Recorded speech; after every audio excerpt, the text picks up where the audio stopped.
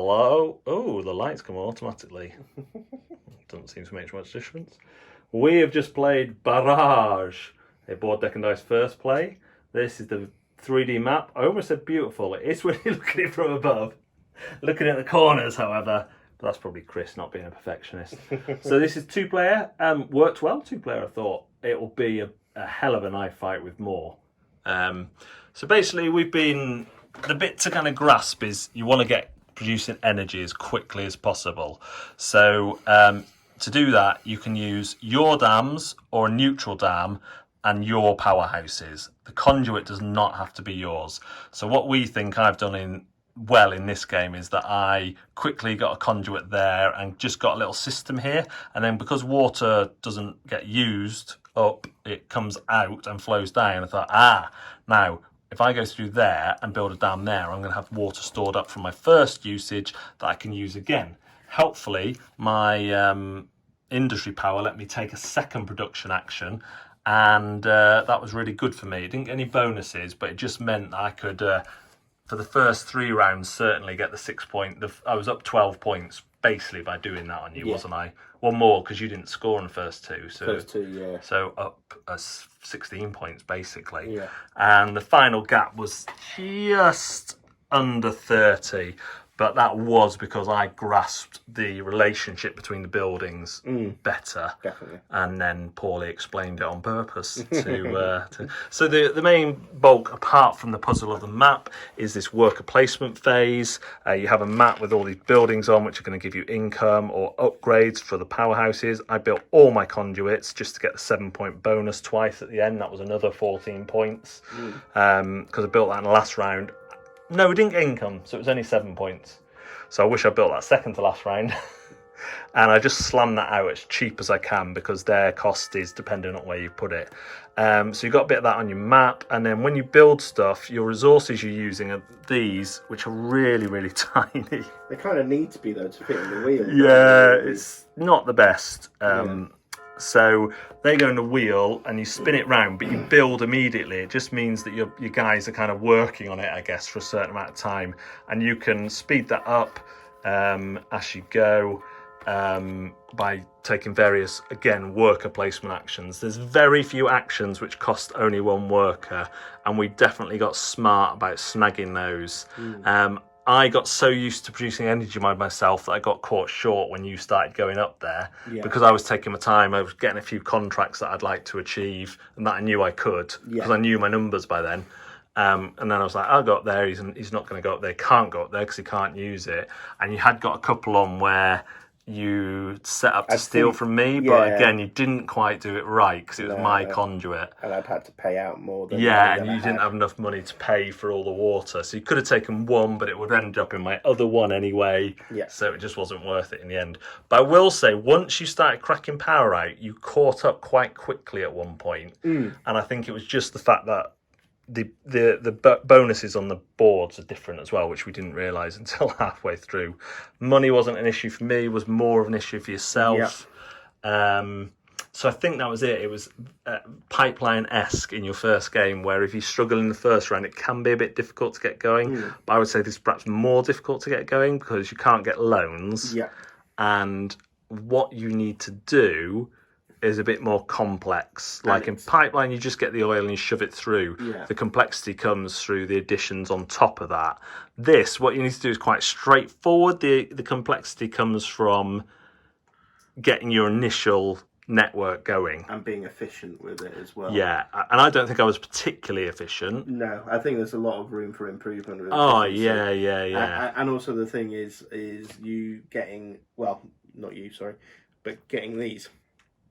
Getting more of these is really difficult. I found there were so many times where I wanted to build something and I couldn't because my stuff was but I would locked say, away. See, I didn't suffer from that too much because every time there was perhaps 3 or 4 times where I wanted to build something and I couldn't. But that was often because my tile was caught up, not because I didn't, as well as not having enough workers. So there was 2 reasons why I couldn't build it. And actually, you can get them from scoring or you can buy them. That's a really slow way of getting them, but 1 or 2 does actually really help.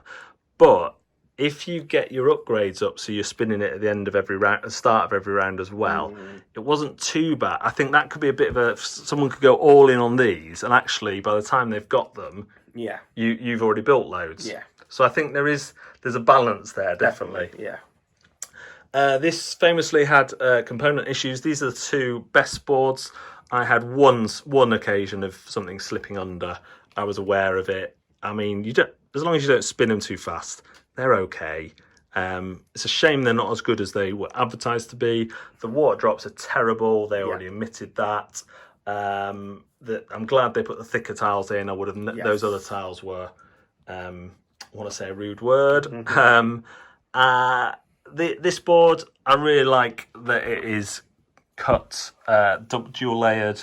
I wish that, I don't know. Yeah. You don't notice it during the game. No, you only notice it on this edge, to be fair. Yeah. And it could be, you could have done a slightly better job lining it up. Yeah, but as we said, you can always just not use the 3D bits. I don't think it adds as much as I was thinking being 3D. But I think the dual layer does add. I think that, if you give it a knock, it's not going anywhere. The dual layered is more essential to me than the dual layered. So, in terms of playing it, enjoyed it. It was a real head scratcher.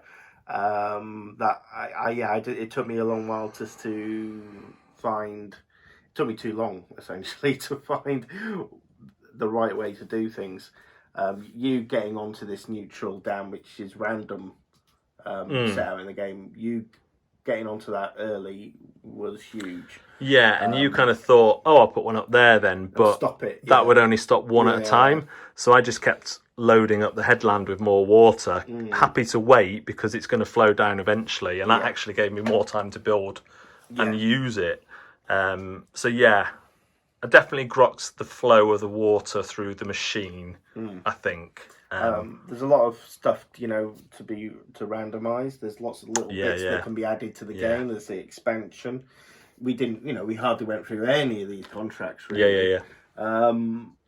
And they all have decent rewards as well. In fact, it's often hard to choose. Sometimes it's worth getting the lower one. Yeah. Especially with my power, knocking off 2 lower ones just to get the bonus. Two like I bonuses. say, there's a reason I wasn't struggling for coins. Yeah. And I got a couple more of those, which was just enough.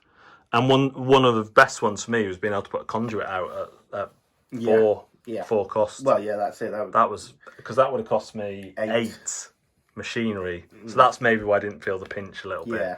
So choosing your contracts and snagging, and there's one time you went straight in and got 2, and I was like, ah! And another time when you rotated 3 times. Yeah. So you do looking out.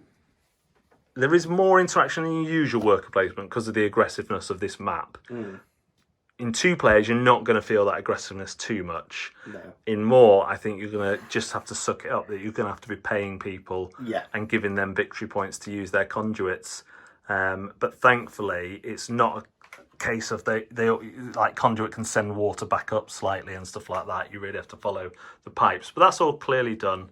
For me, it's unfortunately, and you know what I mean by saying it's a typical Cranio Creations game where the gameplay is really good. Lorenzo, just the attention to detail is not quite there in terms of the components. The wrapping of the board. Yeah, no wrapping on the board. Although the tapestry board isn't wrapped around the edge.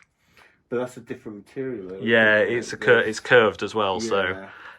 So really enjoyable. Frustrating in a good way.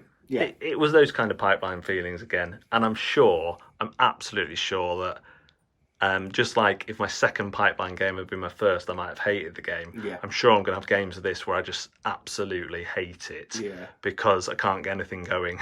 I think 4-player is going to be an interesting game. I think it will be a bit chaotic. I mean, we haven't even put in the advanced technology. When you've got advanced technology, you lose your wild one, and you have to buy ones which give you more stuff. So a little bit like Newton when you buy extra. So that would be good. I like that. A base where you don't have to place engineers. An elevation where you score 3 victory points for each of your dam that has at least 1 elevation on. When you use this tile, produce a number of energy units equal to the value of the conduit you have just built, multiplied by 2. So, like, the technology ones let you build and take a thingy. But I think those are the high power ones, to be honest. I think they might come out or be more expensive. So that's interesting as well. That will probably be the next thing I added in. Get rid of the question mark and put in some wild ones. And there was a house one that I'm not even sure what was, but we'll find out. We'll find out. And we just use the base setup, which you can randomise. Might have been from the Lee Water. It might be that. You did mix them up a little bit, didn't you? Excellent. That's Barrage. If you like your heavier Euros, definitely worth checking out. And again, there is going to be a bit more player interaction than perhaps you would normal. Yeah, definitely. The blocking as in all. There's blocking in every worker placement game, mainly. There's blocking in this. Yeah. But you do get a second chance usually, so you've only got yourself to blame if you don't get an action. Often they cost more, either in people or money, but you should be prepared for that. That is Barrage. Thank you very much for watching Bod Deck and Dice. No Mark.